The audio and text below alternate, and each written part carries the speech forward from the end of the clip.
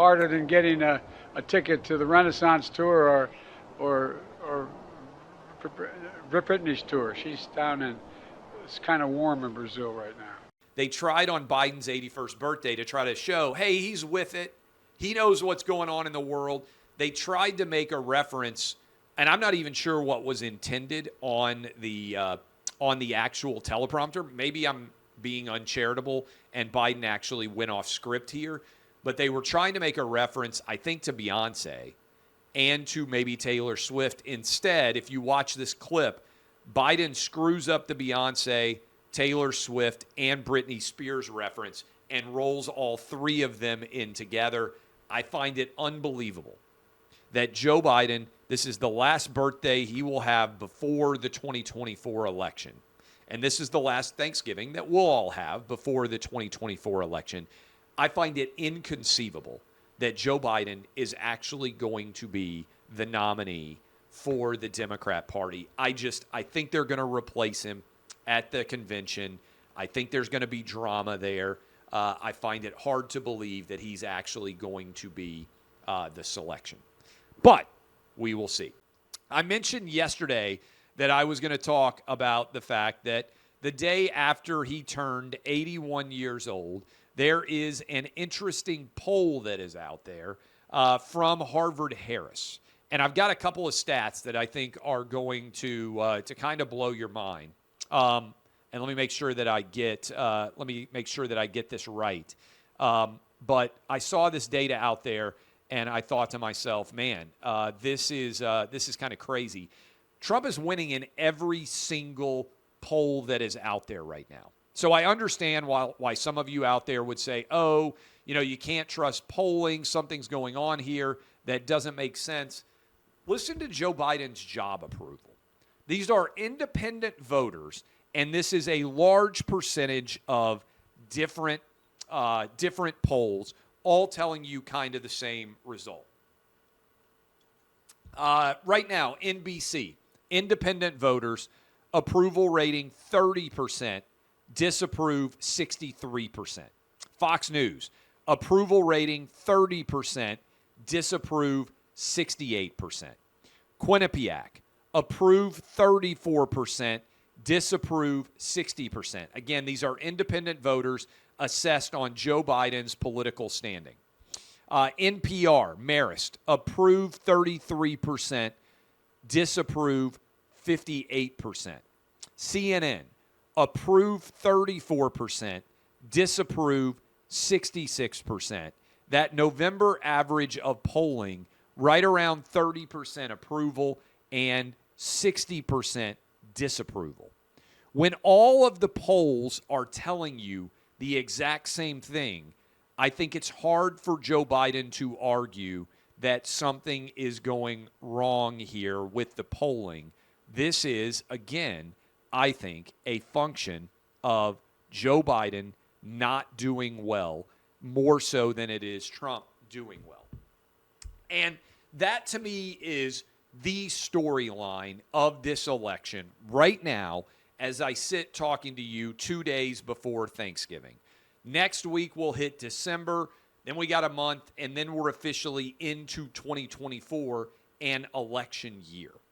And I think the early narrative, the storyline that is playing out right now is in 2020, Joe Biden sold the nation on the idea that he was a grandfatherly figure, that he was an avuncular uncle, and that he would restore normalcy to America.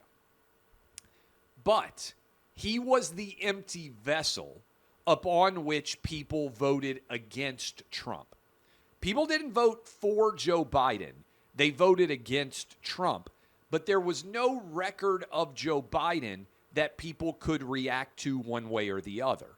Why do I think that is significant? Now Joe Biden has his own record, and it's very bad. I just ran through all those independent voters. So Trump is not being weighed as an incumbent.